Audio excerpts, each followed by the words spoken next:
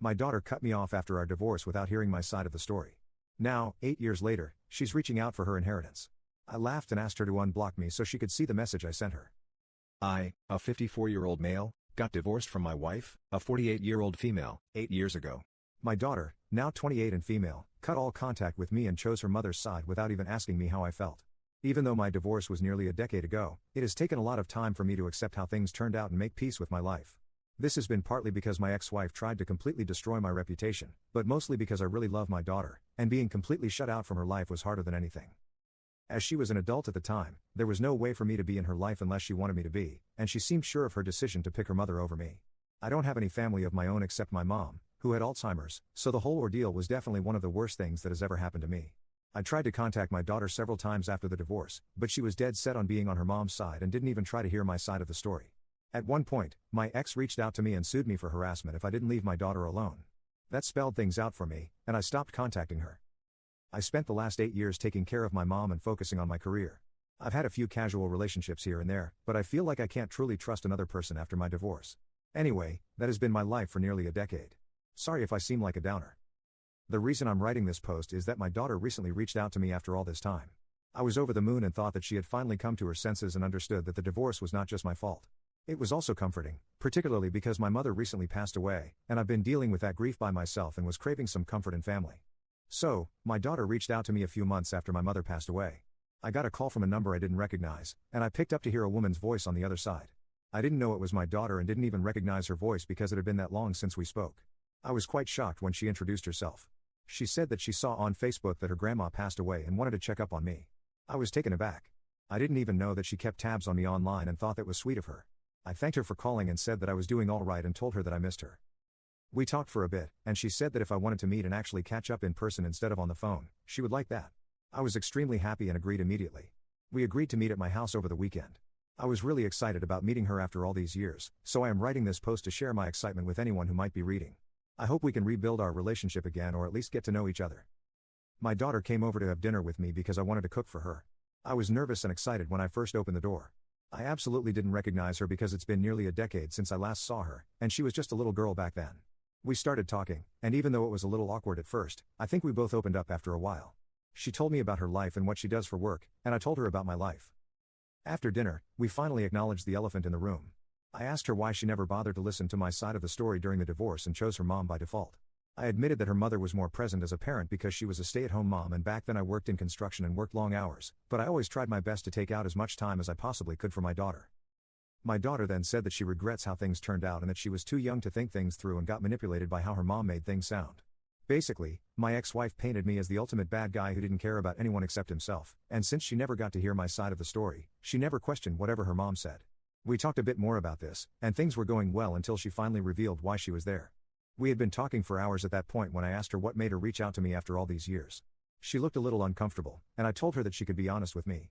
Well, then she said that she really had been keeping tabs on me through Facebook, and when she found out that her grandmother had died, she thought lawyers would contact her about her inheritance. When no one did, she thought she should reach out to me personally.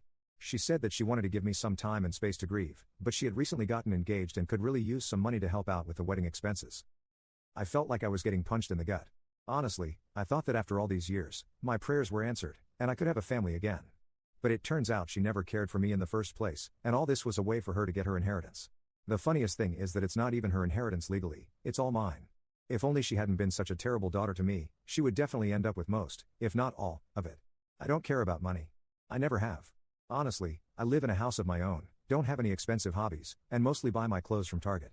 Even if the inheritance wasn't in question in the first place, I wouldn't have minded helping out with her wedding at all if she had reached out nicely instead of trying to take advantage of me and only caring about the inheritance. All of this was going through my head at the same time I somehow maintained my composure and asked her if that was all she wanted.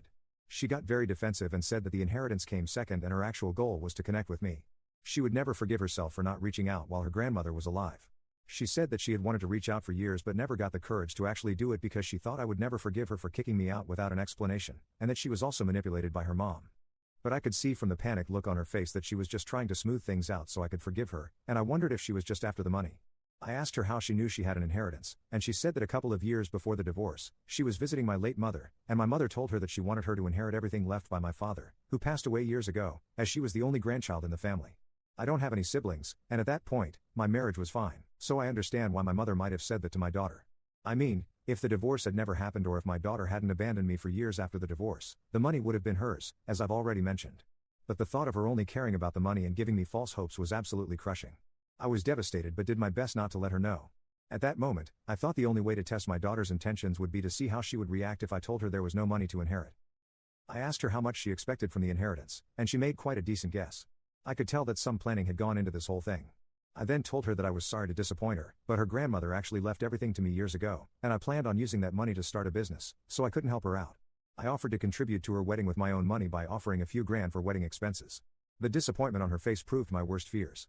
She said that she appreciated my offer, but as the only grandchild, she deserved at least some of the inheritance because it was her grandma's money that she was offered. I told her that I wished I could help her, but my decision was final, and there was nothing I could do for her. If she wasn't happy with the money I was offering, she went completely red in the face and started getting visibly angry. She told me again to reconsider my decision, but I reiterated that I was going to stick to what seemed right to me. That's when she showed her true colors and said something that confirmed all my doubts regarding her true intentions. She told me that she should have known that I would always be the selfish a-hole her mother said I was, and she was glad I was alone in life.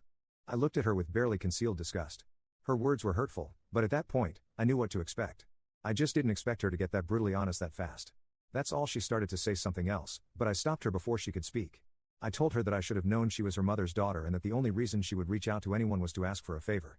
I also told her that using the fact that I was grieving for my mother to try and manipulate me was disgusting, even for a person like her. She tried to say something at that point, but I just laughed in her face and said that if only she had not blocked me all those years ago, she would have gotten my text about her grandmother and would have probably received most, if not all, of the inheritance. That sentence had the effect I wanted. She looked utterly baffled and asked me what I meant. I told her to unblock me on her old number so I could resend her all the texts that could never get delivered. Well, she did. I forwarded all the texts where I begged her to hear me out and even let her know that her grandmother was diagnosed